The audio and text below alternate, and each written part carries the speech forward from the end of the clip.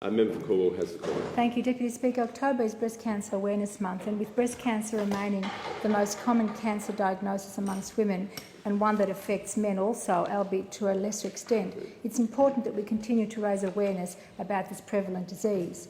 As the co-convener of the Parliamentary Friendship Group for Raising Breast Cancer Awareness, this is a cause that I have very much pursued throughout my entire parliamentary career. In this time, I have met some of the most amazing people who are totally dedicated to raising awareness, improving treatments and eventually finding a cure. I am also constantly inspired by the women, men and families who have been through the breast cancer journey, people who have risen to the challenge and used their experience to help and support others. I'm also inspired, Deputy Speaker, by the fundraising, advocacy and research efforts of the National Breast Cancer Foundation, the Breast Cancer Institute of Australia and the Australian public in general, and I want to sincerely thank them for all their efforts.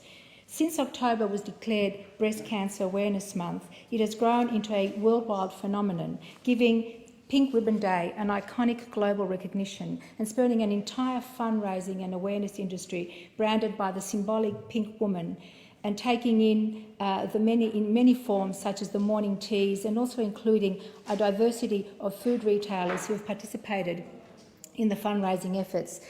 Retailers from Baker's Delight to Mount Franklin Water and countless other household item brands allocating a portion of their sales to breast cancer research.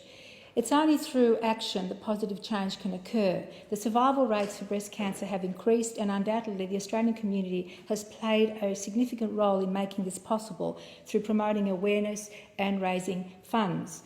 One passionate advocate who contributed a great deal to this cause, Deputy Speaker, was my dear friend Roz Hill.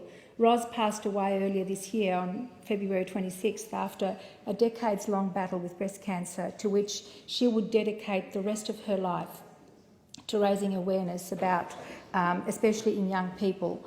Roz would have turned 70 last week on October 8th. She was a courageous woman, a quiet achiever, who had a very matter-of-fact, no-nonsense approach to life. In one of her last texts to me, she said, and I quote, "Hi ladies, hope you both had a super Christmas and New Year. Sadly, my news is not the best, but inevitable, I suppose. I have been taken off all treatment and given 2 to 6 months and now placed under palliative care. Still have my mobile handy and love getting your messages on it and on Facebook."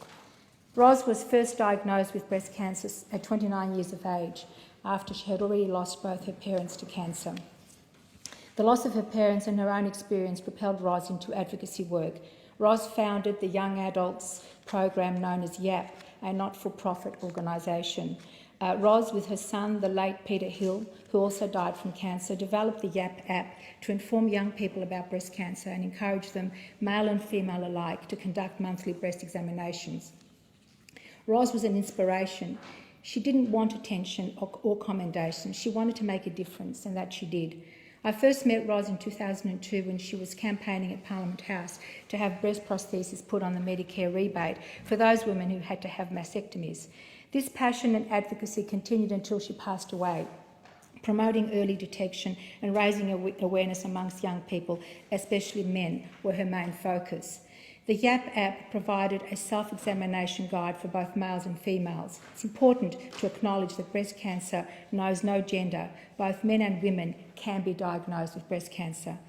Now, breast cancer is approximately 100 times more common in women than it is in men, which is why it is widely considered a woman's disease. It is this perception that breast cancer is solely a woman's disease that ultimately impacts on late detection in men, because men frequently don't consider that their symptoms could be a sign of breast cancer, resulting in late diagnosis. Late diagnoses have a huge impact on survival rates, and indeed men's survival rates are much lower. Ross introduced me to her American friend Will Roth, a breast cancer survivor, who has now taken the awareness and fundraising cause for YAP to the United States.